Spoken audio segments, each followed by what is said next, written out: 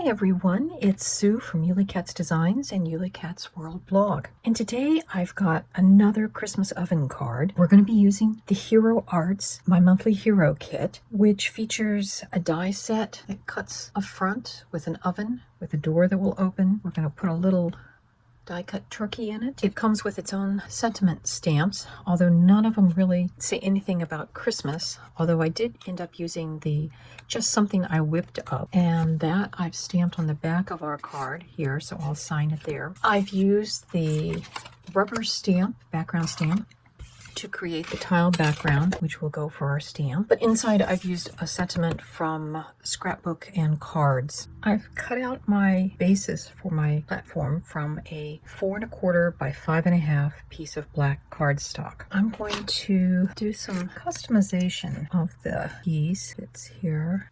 I'm taking a piece of my clear packing tape and I'm just going to put it over the oven part. And then I'm going to run the back through the die to get the rest of the tape cut.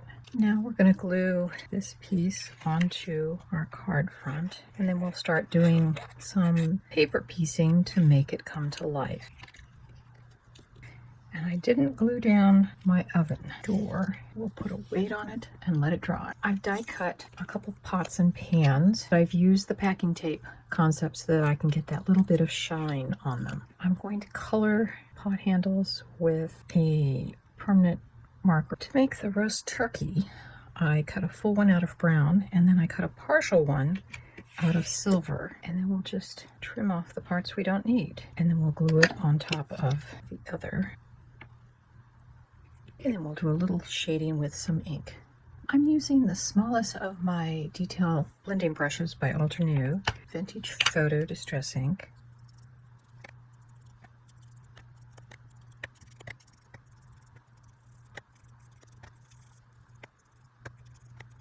While that's been drying, I've been working on cutting out some of the other pieces that we're going to overlay. Now I did save the little black drawer handle pieces that we will put back in, but I cut just panels using scrap pieces of wood grain paper. Start with some of these shelves, of which I'm just going to cut off the accoutrements, and then we'll just glue the shelf in place. And then as I get a chance, I'll cut out the bottles and some of the other things. So like you can see here, I have cut out the pepper mill, and I'm actually going to glue that one down first. Some of the pieces make it easy because you've actually got some black lines over the, so you kind of know where to cut. Some of these other ones, not so much. So I'm just getting the drawers lid on, putting the little door handles in. As you can see, you can pretty much do it either way. I kind of like to put the door handles in last because that way you can kind of make sure you've got things spaced well. Put a small weight on those. So I've cut out the little stove handle there, as well as the toaster. I'm going to take my permanent marker, my Sharpie fine tip, add a little detail to some of these. There are pieces, those we can just glue on.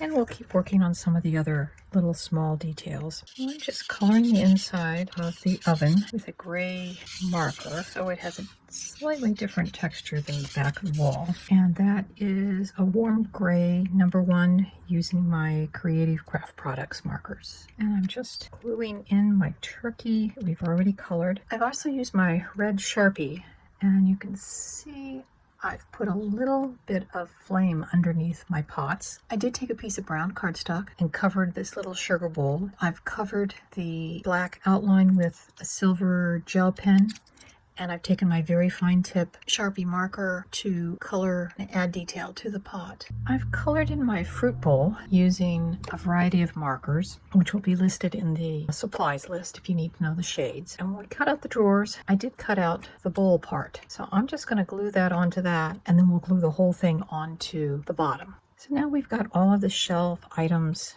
covered and decorated. We have our turkey in the oven. So I wasn't happy with the front of the card. Felt like it was missing something. So I added the stamp, "May the season be merry and bright." And then I also took just some pencil marks to draw like steam was coming off of the pots on the card. We have our Merry Everything. So this is kind of a generic end of the year holiday kind of card. Hope you enjoyed this Christmas oven card, and we'll see you again with our next episode. Bye, everyone.